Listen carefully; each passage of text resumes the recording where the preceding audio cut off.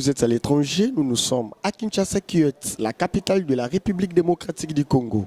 Grande et ma joie de vous présenter par les mentons d'aujourd'hui. Très chers téléspectateurs et internautes, bonjour. Aujourd'hui, nous allons évoquer un sujet très intéressant, mais lequel nous allons essayer un peu d'échanger sur l'usage de l'Internet par les professionnels des médias. Sur ce, je suis sur ces plateaux avec deux grandes figures de la presse congolaise qui ne sont autres que Jocelyne Moussaou et Aurélie Keba. Bonjour Jocelyne. Bonjour Ndeko Maïs. Bonne santé. Bien carionné dans le monde. Na sentir en forme. Vraiment. On a mon journal boué, c'est grave. Hein? Vraiment. Bonjour Aurélie. Bonjour Maïs. Bonne santé. Santé ça bien. Mais tu es un peu fatigué, qu'est-ce qui ne va pas? Non, ça va. Ça va. Ok, aujourd'hui nous allons un peu échanger sur l'usage de l'Internet par les professionnels des médias. Nous allons tirer au clair parce que le monde médiatique est tombé dans l'imbroglio. Tolingi Toyeba. Qui est journaliste et qui ne l'est pas? Est-ce tout le monde qui passe à la télé qui est journaliste ou comment? Tout celui qui passe à la télé n'est pas forcément journaliste. Est appelé journaliste celui, pour moi, selon moi, ça n'engage que moi, celui qui est passé par un lieu de formation approprié. Donc, Netinga Boué, moi, je fais la communication. Donc, certes, on peut pas, mais il faut pas bien un journaliste. Je suis journaliste. Voilà. La même question, c'est pour Jocelyne. Qui est journaliste et qui ne l'est pas? Bon, si on peut appeler journaliste, on appelle journaliste à celui ou celle qui a passé par une formation journalistique, comme on peut dire, comme Aurélie vient de dire à l'IFASIC, on a passé tous nos 5 ans à l'IFASIC, 3 ans de journalisme, et 3 ans de gradué et 2 ans de licence. Quelqu'un qui a vraiment la formation journalistique, qui a été formé journalistiquement. C'est à celui-là qu'on va appeler journaliste. Ok, alors, bon, tu sais qu'il y a aussi des journalistes autodidactes. Moutafandi Boué, à l'équina école à journalisme, mais quand même à Sangani, il y a des journalistes professionnels et compétents à travers Bango acquérir quelques connaissances. La plupart peuvent comme un journaliste, tu sais, il y a Migné et puis à Makasi. Qui est à Sangani, il y a des journalistes compétents. Tant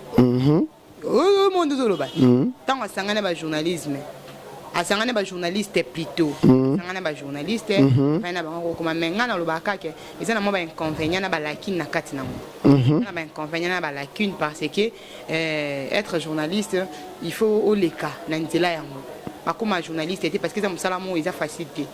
Ils ont musala mo te ka olali na tongo mo oli otoni to lobi que non na minute fona comme un journaliste. Il y a des journalistes et journalistes.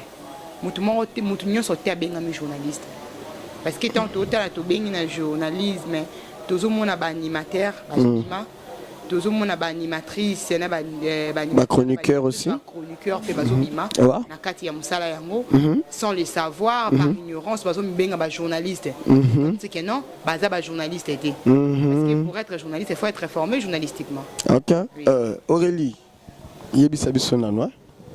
Tout le monde a Internet est inondé par, entre guillemets, bas journalistes. Maintenant, tout le monde a contenu, il y a message, il y a message, ils ont cadré tes namusala. Tout le monde a titre, ils ont fait émission, au moni titre, sous contenu, paye émission, c'est l'euro. Pour na, on a eu kolobani. Bon, on a et comme problème, il y a déontologie journalistique. Pourquoi? Parce que ceux qui n'a parcours à 8 ans, il y a les cas dans un lieu de formation quelconque, un lieu de formation responsable et approprié. Je pense que à Koki ko ça la babilo ko tout le monde sur internet.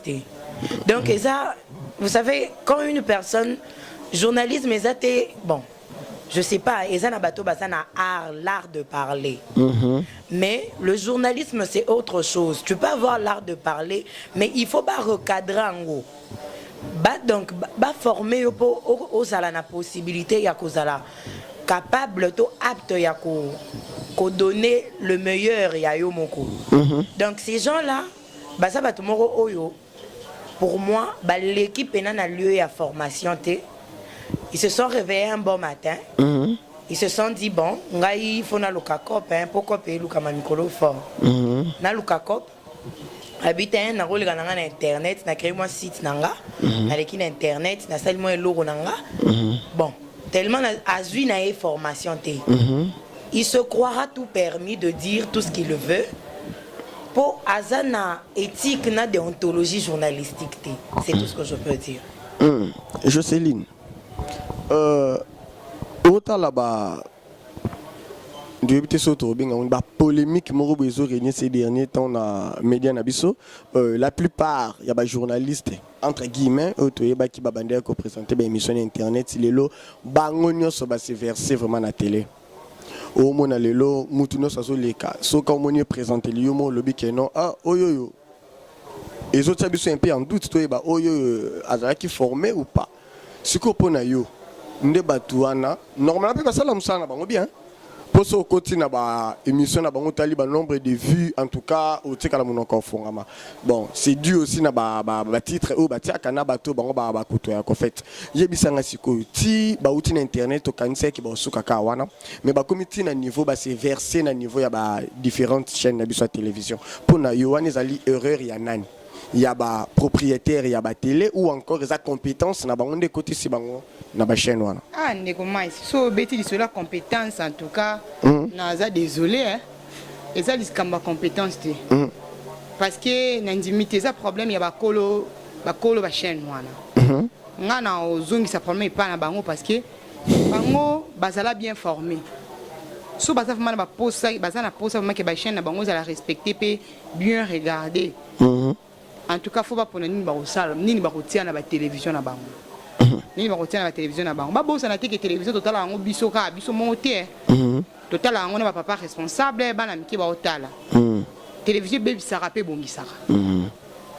Ceux qui déjà façon bango ba memelaka journalisme bango ba mi benga ba journaliste quand à moi na benga ba journaliste était.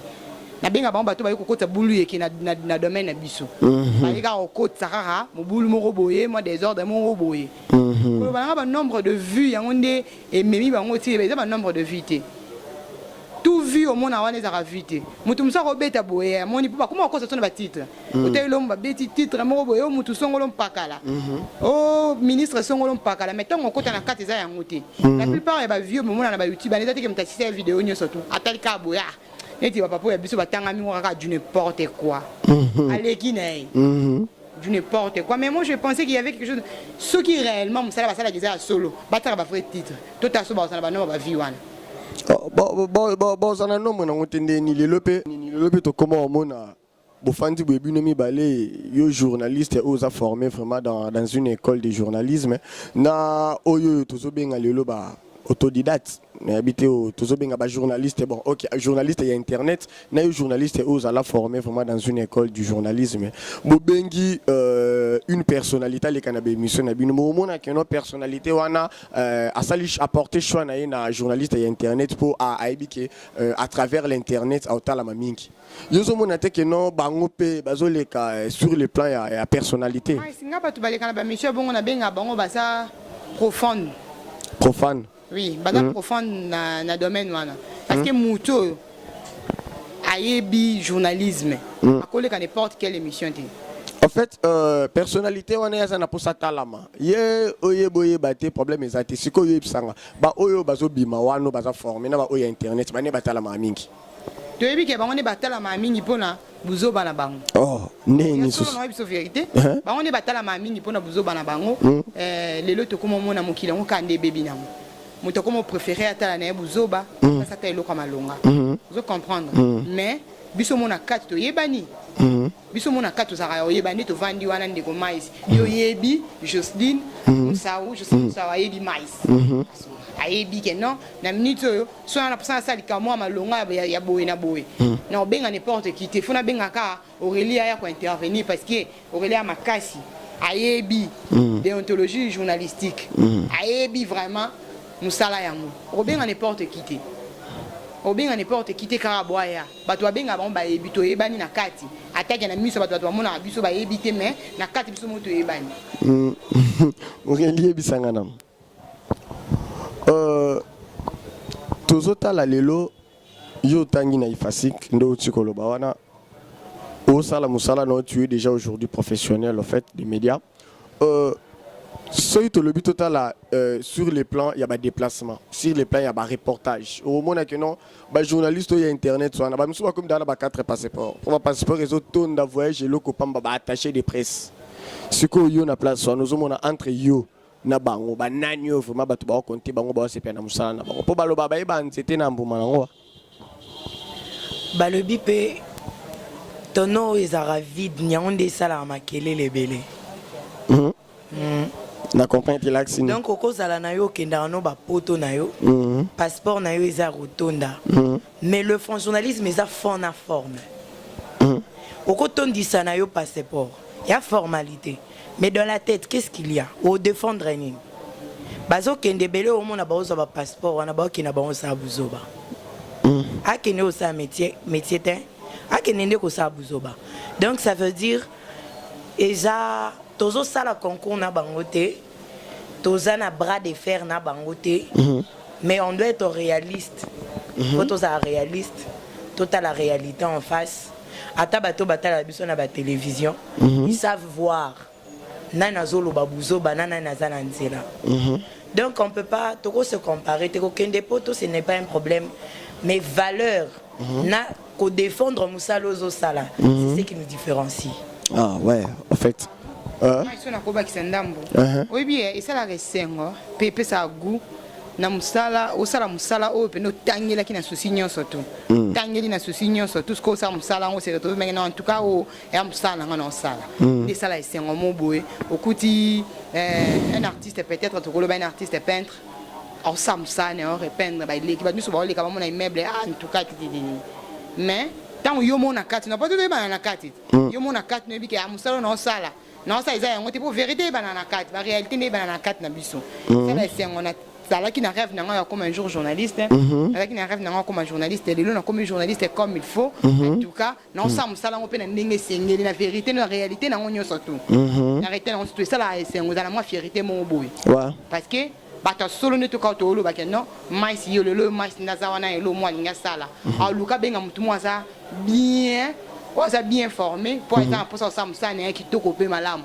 musala lengi ana pour ça ka ya lokumute mais ana pour sa qualité ba to ana pour sa quantité mais to ana pour sa qualité mon boy quelconque sona ko ba ki ça moi. Ah OK yebisa biso siko ceux qui tu peux avoir un conseil ya ko prodiguer bon pas vraiment parce que ils appellent ba misusu asa vraiment journaliste est bien formé mais compte tenu à crise financière actuelle à se laisser faire aussi à côté na vendre à journaliste et internet soit na auto zomona à commis titre mususu na kati fond isa mususu yebisa biso sikopo na ba o wana o monite ke ba keka ko rejoindre ba oyo bino bozo telema na bolo ba ki ba travailler mabe kasi bangwana nde ba oyo kisa biso soni na internet bangwana nde ba oyo kisa biso soni nga en tout cas na miyebi na ba capacité na ngai so miyebi ba capacité na yo do yo mo bike non ata lelo simbité ata lobi kuna e ba ka ke aussi malango so yebi vraiment o zali musala e monanaka musala ya mutu nyo surtout ya malamu e monana kaka o matoki te monana donc pona nga ko loba ko leka ko kata bilama na internet ko belela ko ganga ko mibalo na mabele ko bunda ba bituma ko kata bilama ya na solution te on ka de ko matamte toloba ko kata te mutalati ni normal alati mo kata fumbwani ya bleu na moi moma bodia noir ngana mona batu ba swana internet ba journaliste ba katela matala nga kuna abo nzoto kudia boy akatela mbate jeans asombi bongo ya kata fuma mais ya bleu ciel na bodia noir moi on est selon monsieur dépend de l'éducation ah il monsieur peut dépendre de l'éducation la solo talaka il monsieur dépend de ta l'éducation ebo so ko ake ambani artiste yo lingala ta veste ta yo mo non kola ta veste te mais c'est simple dit est-ce que nous ando là tu wana vraiment talaka yo mi talaka no là tu roya ma mission de nos ana so ya mi na minute so de dire non papa chira qui na rapport mais fois que ya mais so moni ba binga na ba kola ti to côté fa ki la télé kata fu moto tuna baby yebsanga. Continue, non, Yoka. Continue. Il m'a fait rigoler dans l'aéroport. Oh, t'es mais na ligne toi ta pantalon ici. Il faut qu'on le télé moi tu n'as baby mon boy. Moi ka chemise mo bonnet très tika libu mo libanda. Non. Quand même faut tout se respecter. Hein, faut tout se respecter. Peut ta valeur na tout maison ça n'a pas valeur na biso. OK. Aurélie. Dernièrement, j'avais suivi une grande présentatrice des émissions Awa. En plus son émission est parmi les plus suivis. Nambo Canabisoye, elle n'a jamais fait les FASIC, elle n'a jamais été dans une école ou en forme de journaliste. Il y a le B-Boy. Il y a présenté déjà une émission bien. Elle ne voit plus l'importance. Il y a une école pour apprendre le journalisme parce qu'elle le fait mieux. Bon, Nalingana Tuna. Nalingana Tuna. Baye bisaka ye kasala rango bien to ye mokonda zomi lobela kasala rango bien. Pour tous les liboso écran, on est devant un écran, ils ont présenté l'émission. Et ça, les téléspectateurs ont apprécié. Les téléspectateurs ont la possibilité de détecter mutozo sala on a aventure na mutoza sérieux ou ayebi musala nae. Donc je n'ai qu'une seule question, na éviter bon à répondre à ebisa biso so ki nani ayebisi kasala rango bien. Oh, matala maka. Kotala c'est pas un problème. Faut aussi savoir que Batou Mingi, ces derniers temps, comme préféré battre la futilité. Battre la bilo, moro dans le sens. Bon, n'a évité, hein. Au lieu à côté les lots, instructifs qu'on apporter un plus. Préféré na bango battre la bilo, la futilité, mais bon. Et ça, on choisit na bango, bango de battre là. Mais ce qu'il faut, c'est que beaucoup de gens ont la transport, Jocelyne. Ozowele la transport. Il vraiment bien tchétché ma liboso na vraiment a klaxonner pe karaki ya yo na ba français no na ifasi ki no mata na ifasi ki memoti na gombe. Mais elle a déjà mon ka ba bi que non vérité et il y a un escalier il y a un escalier malin pe ça ni comme mais le côté ya na l'ascenseur netika ascenseur et quand amelo na nzela buku weki yo tika na kati amna matana ngesikali malama pe na scène na komi ina fa na poser sans problème yo comme il faut être technicien ba fungola ka on se ba carte yo monyo ka me yo ebité o ya moni po azwango o ya moni quand même musala na indi ya ngani pesi to yebani ndeko mais oh tikolo ba oh to yebani biso to yebala raté to yebani to yebani fo babi soso les loko kina mungongo na ye les locaux à l'aise otamona na malembe tu ezate ke na otamona mutuka nakata makele nakata muntu na oyo kama kelele belebele zo ganga ebe mama belele zo donc ba réclamation zo ngina na mutu fo na tamona mutuka na ngana za la pépère à l'aise ka atala na otamona za à l'aise na kepe na lipongi ya kimia sanyonga mutu bango bana banyonga batu fo afuta toyebani bango monde bazana ba miyebi niti nani oh autant ba comboter quand même c'est pas propre mais ba on va m'y éviter. Aurélie est-ce que bipé kezana ba misusu pe atangi na ifasiki ba bimine mutu polele ba misusu po atangeli yangote azo excellent travailler pe bien oye ba kututé katangela yangote kasinde place oyo tout le monde a différence ça ne veut pas seulement dire que ceux qui OK na école de formation to lieu morobo ya formation quelconque Elio lobaka ateke batu nyonso bakenda ki wana bango nyonso barozala instruire ndenge moko non ezamba to mususu akene ko saba aventure azongi babimi pe lokote yango ndo mona ke belé bakenda ko sala ba makelele ba côté wana po bayebi ke kuna mto landelanga pena azate mon yango ndi to semer dégâts muta vandi na télévision moni yaya wana babengaka ba journaliste aganga kati bilambanga ngayo abi akati bilamba na plateau te on a plateau te au moins ba muta yé na plateau au sentir que netika oye batala ti pantalon toi la ti caleçon. Aïe na soutien pamba, toi la ti body. Otuna elambo basili c'est ko tongato abosani ti c'est pas tailleur. Oh na la ndara maman moi ça la théâtre le bien bien yo obimi na cheveux bonene aussi la table mato o elo. Oh ye baté soki ba si c'est ko tonga beso ba c'est tonga tellement que moi na avanda ki na ngo zo lo bakanga pe fona comme journaliste. Azana donc eloko wana kutu yela nango yete tant musu faka ça ni médecine tellement qu'à la ne mutu mo ba mbria vie na ye à se retrouver na nini na institut ne ba lo baraka non fona que ça journalisme komi ba tangisa o baye tellement o ko kateza nango domaine na ote o komo vanda libanda lo babeleli o alongi na ye spaga na mbwengi spaga na mbongi kandolo bawana va na pas mabe oli après 3 obimi o ngana ne ba on ba sala so makile na télévision. Donc bah mais il y a quand même aussi certaines personnes akenda penda boye abimaka la muka mana toma bien en tout cas moi je veux devenir journaliste okomi yana matumususu ti longo na so atanga a lobi ke non atanga na anniversaire atanga na campa natanga na ILK natanga na IFASIC mais surtout ni temps mususu ata 2 professeurs 3 professeurs avec bangote mais ça ben ba mususu pe atangi na été ce qu'atangi te ezate parce que alingo tanga te non à se retrouver na ba moyen ko permettre y atanga mais quand même il a l'intelligence à zaper na poser musala ko travail à ko sala ngote vraiment ndeko nanga orela ote ko lobango ya mo elo mususa iné o sentir que elo mususa ya obotama botamina et puis tant on botami nango luki ozela formation ça on a ninga propre mais là mususu kutu on a posé des balles que le roi est salité et le roi on a posé des balles que muto ça makielele le mususu talino ka moyo mo talika bobi en tout cas quelqu'un qui est responsable mature ne regarde pas n'importe quoi à la télé. Quelqu'un qui est bien responsable, une femme, un homme responsable, à côté n'importe quoi à la télévision.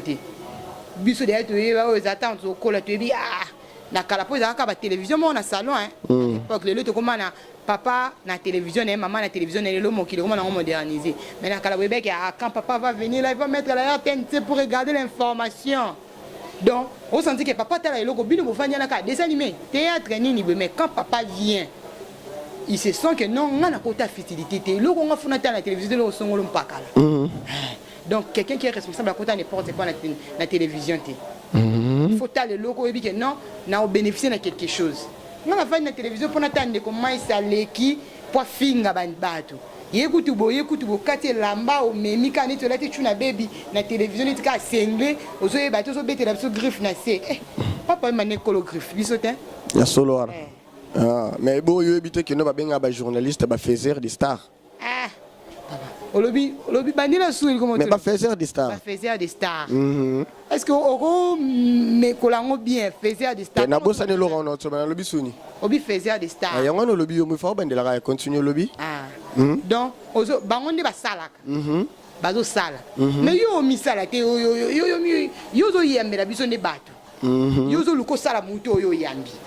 Yo lukati yo biso to na posa ko yoko yo zo loba to na posa yo yo zo loba o loba c'est important pour na biso on relier biso sikoba o ba fandi wana ba sala pe émission na internet mais ba souhaiter à tout prix base à la vraiment ba professionnel ba comme ça musala ngobia yo so zana conseil moko koloba ou encore point de vue na yo pour bandeko no ba meka un peu ko s'améliorer un peu parce que ba za bandeko oui bil ba bandeko na biso wa bandeko na biso ba internaute nazana apport et encouragement au fait ngana oya ko encourager ndebino il n'est pas encore tard ce que monique nazo ko atteindre moi niveau moko boyete ya makambo no sala vous savez toko sa ba mascarade toko mbrouiller bato mais conscience na yo moko yebite nazala forte ne loko na o na kokana ngati na conscience na yo pe yo moko yebi ke nena boye maramo no sala eza buzoba donc il n'est pas encore tard ngai nazoya ka ko encourager yo local lieu moko formation apprendre lisusu matisa lisusu moi connaissance et ça oyo mo monaka ke ça différence na oyo zo sala lelo. Pour sans formation, la formation c'est la base au fait. C'est la base. quand tu as les bonnes bases, mon ezali roi ba tonganda ko ba fondation mo ba zéro zéro. Donc attention ba tonyango 10 000 niveaux ye baka ekweya nango kaka. Or, quand tu as une très bonne base, au monde que nous sommes bien. Tu n'as pas besoin de faire beaucoup d'efforts. Le monde que nous et ça les manières pourquoi parce que vous avez une base solide. Donc tout ce que moi je peux leur dire, c'est les encourager. Il n'est pas tard. Boluka ba centre de formation, boluka bokende bo apprendre, bo ça là que Moussa Nabino ça va être sous performant et puis ça ira. Jocelyne. Au quoi ajouter quelque chose, ils ont un professeur mon quoi il fait qui n'est Aurélien ou Koloba à l'objet qui est à bien un journaliste on est internet bah traduit praticien yo oso partager à vue ou pas il y a solo normalement nga pe na ko benga bango bon ka benga liwana et puis singeli na bango parce que bazo pesa batu ba dosage moko oyo eza na ba inconvénient ba o ba na terme journalistique ba lo barabazana ba pesa surinformation c'est ça. Ah oui oui. Donc une information excessive. OK, vraiment c'est ça. Mais bazo créer ba dégâts ebele na kata mitu ya batu bazo tala bango na kata bana et puis bazo bebisa musala na biso. Bazo bebisa musala na biso lelo tozo fingama okoko le ka journaliste azasu na valeur te côté ni so ko kende o le ka ba bino en tout cas nga ba journaliste neti ba yula ba parents yula comment ba nga côté na moi na sa journalisme te il y a modèle il y a pas la différence entre biso na bango tozo e bana sauter na nyango journaliste solo mais moi ici na ko sauter na sawa il y a des héros dans l'ombre. Moi je connais des gens ba journaliste à solo pendake oyoki penda ba ganga nete ndeka orela utako lo babi eza tono fit kande sala makelele sentir pendant que non il y a des héros dans l'ombre soit Vandiboy a tiré le papier na c'est au coma au PC micro loba à lobby penobité en tout cas je suis devant un intellectuel je suis un journaliste les appels un artiste mo ba lobby kala journalisme ezala musala bato bayele mais lelo mutinyo ça commence à la ngokala pour mutsa ça journalisme zo banga à tel point na je suis to BBC Johnson et le Benin il y a bien té au sentir dans nous le bel bien té au sentir non la télé malamu té donc ba présentation mon cas nazo e baté soto juste où allons-nous mais obi ke ba journaliste wana so na bina ba examen munga muke mais pourquoi na presse écrite ba ya raté ba kindara na télé kasi ndé yango na so biso ke différence ya makasi biso na bango to na différence PC papier au sati PC papier malgré ça tout le monde même na presse écrite on ba la ki les rarement mingi et c'est un peu domaine donc c'est un peu moins difficile parce que même quand tu as qu'à l'université bah tu vas dire OK mon surtout si c'est gradué comme bah toi comme pour ngana OK na communication des organisations ngana OK na CS presse écrite non OK na ngate bah tu qui m'a au moins mingi mais tellement que yango et tant à marali souvent vraiment mingi té tout le bandé zalaka liboso parce qu'à l'époque je vois les zalaka mingi bah pas rolam kana tongo bah qui m'a on kiosque pendant autant à journal et le premier zalaka sous moi mingi bongoté parce que mutu musu sorta en internet a fait été à talikaka mutu musu azawana a tani kana télévision et comment batu mukie bon bah journal et comment to déposer dans entreprise mais internet na presse écrite que ça na ba op musu to benga ba tembe donc aye a commis aye na lieu à reportage yelo ko la ka coupage une fois du coupage a commis article mo ko tezanga mutu na makolope côté papier ngo ikende banité ah oui yango nous sommes so ki mingi na presse écrite beaucoup ta ba viemo bazarana ya kala balongwa te papa moi kala nitinga na ebi ba viemo bo papa moi mukolo amona soute vie c'est faut ko na cataracte na liso amona soute te maka mutu ne salaka azawa na biso ba tozo ya mutu eza suna ilorote oye wana ultimo reportage osombele moi den ko inaye mombo matembela bana ya sa iloka papier pour que des 70 ans 60 ans ça kawana donc puisque tu as la formation na biso to yé to za na sika mais to ya wana toujours ko maté communication outil non sur terrain au loko ramasser ka information no yé de yo expliquer kana lito ita ko to na kutaki ministre en salaki na suka na mo pesi mo de dia na yé te bana ti mo pembeni ça yo ba mo article yo ki yo ya bon on beta c'était moi mingi za pour ma formation na biso pe na biso les lo soto kiko to komiko on a makambo zomo aller na internet sur ba journaliste ça les a carrément qui a une bonne formation quoi formation longa vraiment exati parce que si on était bien formé na ba chef et on va zo engager à résoudre des problèmes comprendre effectivement des problèmes mais le but est que journaliste rôle naïsali ko former informer et aussi éduquer ceux qui te comité na niveau comme on a que non ba journaliste autodidacte ou encore infiltré comment ko tamingi na domaine ya média tout le monde a vraiment c'est un danger public impermanent parce que à tout moment ça peut barder donc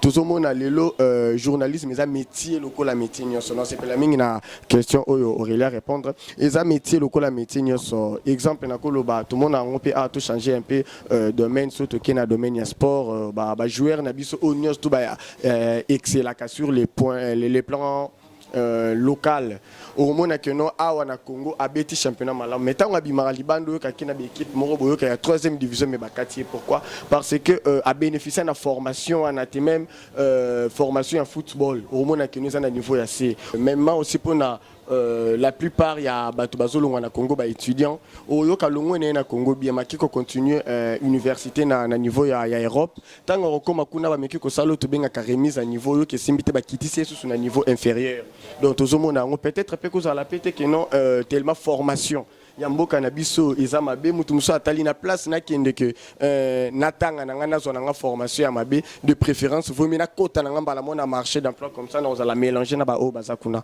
na éviter ce que okolobani sur le plan wana. Bon ngai tout ce que je peux dire c'est que nengo tcholo ba remise en niveau ya ba étudiant au bazo longwa awa au bazo kene na ba pays étranger. Je peux tout simplement dire que ESA faute cas ya étudiante. Donc faute ESA partagé. Na ba étudiant, na ba encadreur, bateau bazo formé bisopé. Bateau bao formé bisopé.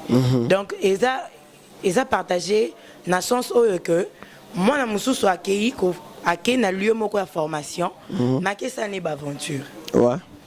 Akesa ne ba aventure azane libanda herba ope sakura azalakate aene ko sala examen na ye ne zala kaka et puis na suka alongi na ye alongi na ye mais akoki ko défendre eloko auti ko longela te ezo porter peu préjudice omoni que akomi na place moko boye o ezo senga po tant que na pe ko déposer ba demande d'emploi.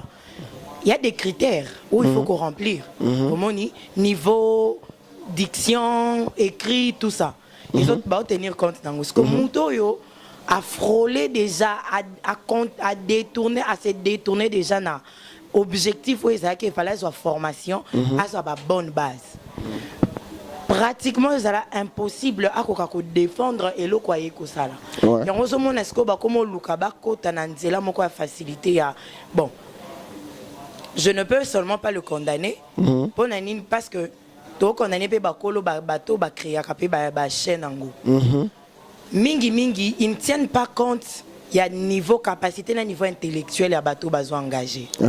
Or nyonso toujours omoni nyonso eza en place donc il faut veiller sur tout. Tant qu'on a engagé Moutou, il faut veiller que Moutou a remplir les critères et les ça que et là qu'on a eu temps à se placer devant bateau. Capable de défendre tout, capable de passer message essentiel. Effectivement, donc Jocelyne, ce que je me un peu koloba, na minute où déjà est commis. On ne peut que tirer des conséquences. En fait, le bel habit sur la minute, est-ce qu'on peut trouver aussi des moyens pour limiter les dégâts? Dans le stade actuel parce que on ne peut plus fermer toutes les chaînes de YouTube ou encore toko fan d'appel boité ba tuba kanga ba entreprise na bango po ba engager batu oyo peut-être bazoko ka vraiment ko travailler ou encore bazoko ka ko payer sa résultat ou ba bande ko s'attendre na ngoté yo siko le bana minute auto komi boé sur le plan il y a média mais déjà inondé par ba infiltré siko na minute au solution zani to continuer kakaboye ou encore to yebité to ko sala nini selon yo ah ndeko mais na kokama so yo oza na idée yake tocontinue kaka bongo parce que nga na olobake solution eza nano eza na laquelle solution baekole eza na baekole ekufete temps eza na autant akutoki bauniversité kaka bokutela papa moko ya 45 ans 50 ans azomine klase ayo ntango akuta mosusu ke non baformation baformation ya malongo azalaki nango te eki mosala engagaki ed6 asali moki abi so nasali che te nazwa poste eki fona sala oki nazo na université kababobanda baposte okutandela likolo na ma licence effectivement bato bakozonga bauniversité voire même bachef bango bazoengageaka biso bona en cascade bango bazonga na temps ya kotinda bato wana bazonga bauniversité effectivement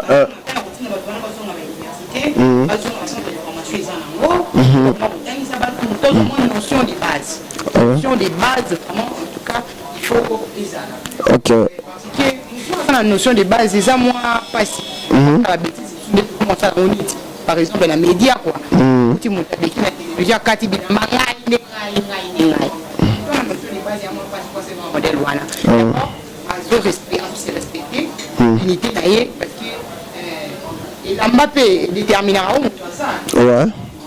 Le tu faut engager ngai na molo na yo na tande nga kati biama so mo chef ngai tala yo mais kaso ngabani ngani na ya magani tinda cheve to ni tibakata ndambu ni tipatana tike dikolo moko yo bi ko vai na kizo so njo ka mapeka danzie no le kumu na onde na invitation zo ko ok Aurélie Lobanano alors bamisusu ba bénéficier na ba éducation biso no stoyebi mais occasion wana ou encore possibilité wani pesa na ba famille no sauté tuyebi biso moko conjoncture ya mboka na biso so permettre te que mutunyo soit kende na université siko ba oyoyo aza vraiment na poste ya kusala musala wana bien a meka yango déjà mais aza na possibilité te aza pe na ba moyen te ya koki ko futa ba frais académique pour a kende formation moko quelconque mais quand même aza vraiment na poste à retravailler pour na yowana atika musala wana ou encore à continuer donc tu yebite na minute to ko sa ndengeni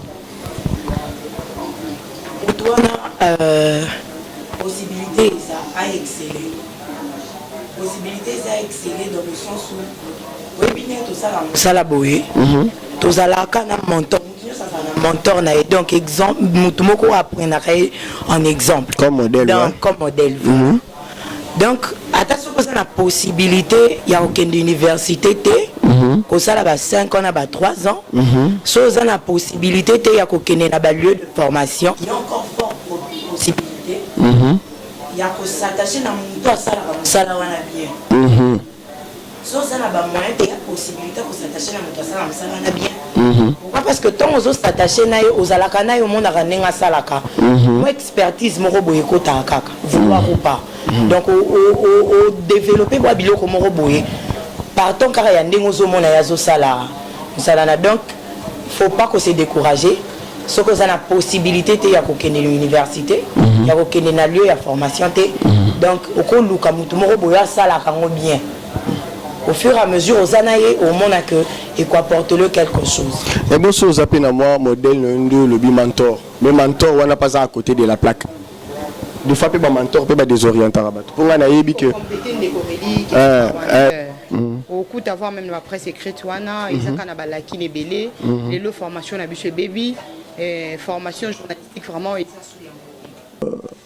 merci beaucoup Jocelyne Aurélie na ko participer à l'émission Nabiso comme les soins tirés dans l'émission au tokoloba que ce n'est pas mutunyoso oyoyo alikarana TV ou encore alikarana média dans un journaliste ce n'est pas mutunyoso oyo alataka blues ya pembe ndaza médecin ce n'est pas mutunyoso oyo alataka cache poussière ndaza ingénieur cela veut dire quoi batu oyo bazo mériter que soit ba titre wana eza batu oyo ba apprendre au préalable et puis na marché d'emploi baza kosala musala na bango comme il se doit normalement parce que ces derniers temps nambo canabiso to comment omona moi nazana nous na G1 a commis docteur moi nazana nous na 6e des humanités a commis ingénieur na yango biso pe société oyo tozo vanda na batu oyo baza ko apprendre toyeba pe ko sunga bango po à chaque fois tant toza ko sala bango ba éloge hein tant toza sala bango ba éloge ozomona mutu na comité mais tellement que no yozoloba que non a commis epesi malamoko bolembu moko ya ko continuer kinde musika tozomona ngo pe même et pas artiste na biso musicien oyoka que no musicien abimisi opus na ina kata nzembo wana plusieurs erreurs. Pourquoi? Entourage n'est pas banika vieillot à danger. Ata yembi bien tazo sala ba fausse note vieillot à danger. Tout mec un peu ko encadrer un peu domaine wana ils ala bien poto tambula. Na bisope batu oyo yo to tinda mi poto former ba cadre ya mboka oyo batu ba ozala ba cadre ya mboka lobby. To yeba. To zala pe ouverte à tout moment à chaque fois moi nazo kokate mais tellement que oza mal payé au sepeli na yo oza branchement mais moi na leka ceux qui oza latana souci ya moi na muninga te zalata na souci ya mboka héritage oyo kotikela bana na yo mboka lobby ko se retrouver nini tozomona ba autodidacte ba tondebele ba incompétent tozomona même mboka na biso za menacé par ba illettrés. Nous avons des professeurs illettrés parce que il est très à muto atangi na classe tété non il est très à mutu nyonso azana na azoko ka maîtriser lettres té ozomona professeur asala musala te ya kazu salaire assistant dans l'état PC cours tozovanda bu médecin ya sala elo côté ya fanda neka na bureau na ye infirmier azo sala na place na ye donc biloko wana nyonso il faut te mettre un peu ko arranger yango au na mboka na biso e kende liboso. Quant à moi na pesi bino rendez-vous prochainement tokutani kaka na adresse na biso www.carmelmediamagazine.net ou encore beaucoup za biso pe na compte na biso ya Twitter toza na Carmel Media Magazine toza na compte Facebook Carmel Media Magazine. Beaucoup de la page Facebook, toujours le même nom, Carmel Media Magazine. Donc, quant à moi, je vous dis au revoir et à la prochaine. Tokozo Ngalisou se peut débattre sur sujet moko ou Tokomone Kosala actualité. Merci beaucoup et au revoir à la prochaine.